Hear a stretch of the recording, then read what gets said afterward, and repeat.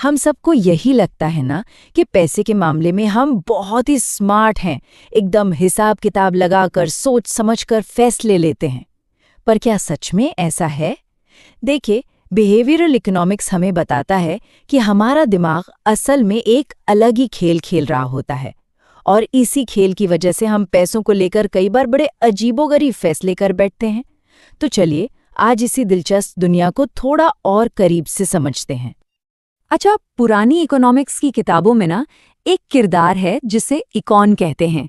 ये एक ऐसा इंसान है जो पूरी तरह से लॉजिकल है, जिसकी जिंदगी का एक ही मकसद है, अपना फायदा बढ़ाना। लेकिन असल दुनिया में तो हम और आप हैं, मतलब इंसान, और हम भावनाओं से, गलतियों से और दिमागी शॉर्टकट से भरे हुए हैं। और जानते हैं, यहीं से सारा खेल दिलचस्प हो जाता है। तो चलिए देखते हैं आज हम क्या क्या समझने वाले हैं।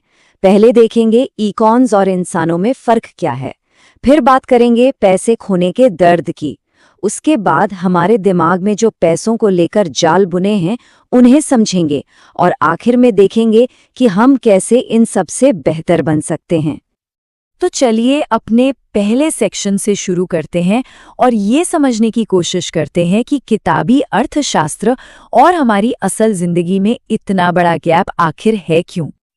रिचर्ड थैलर का ये जो किस्सा है ना, ये कमाल का है। अब जरा सोचिए, एक इकॉन के लिए ये हिसाब एकदम बेतुका है। मतलब $10 बचाने के लिए मेहनत करना ठीक है, पर $20 कमाने के लिए वही मेहनत नहीं करनी। लेकिन एक इंसान के लिए ये बिल्कुल नॉर्मल है, और बस इसी तरह के अजीब बर्ताव ने इकोनॉमिस्ट्स को अपने तौर तरीकों पर दोबारा सोचने के लिए मजबूर कर दिया। और इसी तरह की पहेलियों ने डैनियल काहनमन और रिचर्ड थैलर जैसे बड़े बड़े थिंकर्स को रास्ता दिखाया। उन्होंने पुराने घिसे पिटे आर्थिक मॉडल्स को चुनौती दी और सही मायनों में इकोनॉमिक्स में एक क्रांति ला दी। काहनेमन और टावर्स्की ने मिलकर प्रोस्पेक्ट थ्योरी नाम की एक जबरदस्त चीज दुनिया को दी। अब इसका मतलब क्या है? सीधा सा मतलब है, हम फायदे और नुकसान को एक ही तराजू में नहीं तौलते। हमारा दिमाग उन्हें अलग अलग वजन देता है, और ये सब इस बात पर निर्भर करता है कि हमारी शुरुआत कहाँ से हो रही है। इस प्रोस्पेक्ट थ्योरी का जो सबसे जरूरी हिस्सा है वो है लॉस अवर्जन, यानी नुकसान से बचने की हमारी आदत। सीधे शब्दों में कहूं तो 100 रुपए पाने पर जितनी खुशी होती है ना, 100 रुपए खोने का गम उससे कई ज्यादा, लगभग दुगना होता है। हमारा दिमाग नुकसान से बचने के लिए ही बना है, भले ही इसके लिए हमें बड़े फायदे ही क्यों न छोड़ने पड़े। और ये स्लाइड इस बात को क्या खूब दिखाती है। सोचिए तो, एक नुकसान की भरपाई के लिए दुगना फायदा चाहिए। असल में यही डर है जो हमें अक्सर अच्छे इन्वेस्टमेंट करने से रोक देता है, या फिर किसी डूबते हुए स्टॉक से चिपके रहने पर मजबूर कर देता है। तो ठीक है, नुकसान का डर तो समझ आ गया, पर दिमागी जाल यहीं खत्म नहीं होते। चलिए अब कुछ और ऐसे ही जालों को देखते हैं जो हमारे पैसों को खतरे में डालते हैं। देखिए, हमारी गलतियां या सोचने के तरीके यूं ही नहीं होते, वो असल में प्रिडिक्टेबल होते हैं, मतलब उनका अंदाजा लगाया जा सकता है। ये चार्ट कुछ सबसे बड़े गुनहगारों को दिखाता है: एंकरिंग, हर्डिंग, ओवर कॉन्फिडेंस। आइए इनमें से दो को थोड़ा और समझते हैं। पहला है एंकरिंग। कभी ऐसा हुआ है कि किसी चीज की पहली कीमत सुनकर मन बस उसी पर अटक गया हो, भले ही बाद में और जानकारी मिली हो? बस यही एंकरिंग है। शेयर बाजार में कोई निवेशक किसी स्टॉक की शुरुआती ऊंची कीमत पर अटक सकता है और मानने को तैयार ही नहीं होता कि अब उसकी असली कीमत बहुत कम हो चुकी है।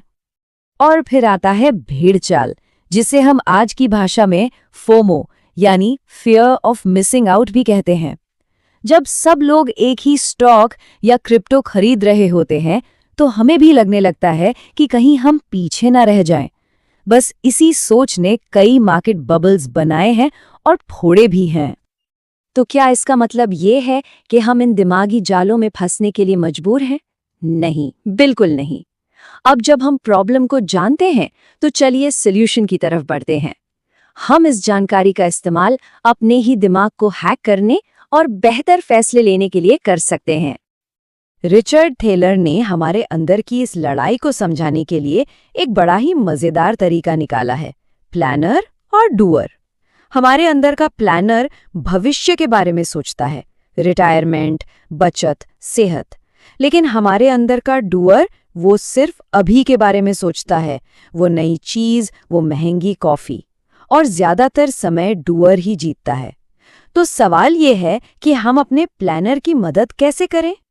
और यहीं पे सेव मोर टुमारो जैसा शानदार आइडिया काम आता है। ये हमारे मन के डूअर को चकमा देने का एक बहुत ही सरल तरीका है। आप आज वादा करते हैं कि भविष्य में जब भी सैलरी बढ़ेगी, उसका एक हिस्सा अपने आप बचत में चला जाएगा। आपको अभी कुछ नहीं खोना पड़ रहा, इसलिए डूअर को भी कोई शिकायत नहीं होती।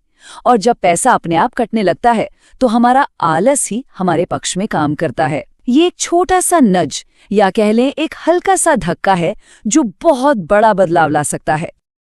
तो आज की इस पूरी बातचीत का निचोड़ क्या है? देखिए, सबसे जरूरी बात यह है कि हम कोई तर्कसंगत मशीनें नहीं हैं। हम इंसान हैं और हमारे पैसों से जुड़े फैसले भावनाओं से भरे होते हैं। नुकसान का डर एक बहुत बड़ी ताकत है। लेकिन अच्छी खबर यह है कि अपनी इन कमजोरियों को समझकर हम अपने लिए बेहतर वित्तीय आदतें बना सकते हैं। और अब जाते जाते बस एक सवाल, आज जो कुछ भी हमने सीखा, उसके बाद क्या आप अपने किसी हाल के वित्तीय फैसले में इन दिमागी जालों में से किसी एक को पहचान सकते हैं? याद रखिए, अपने व्यवहार को समझना ही उसे सुधारने का पहला कदम है।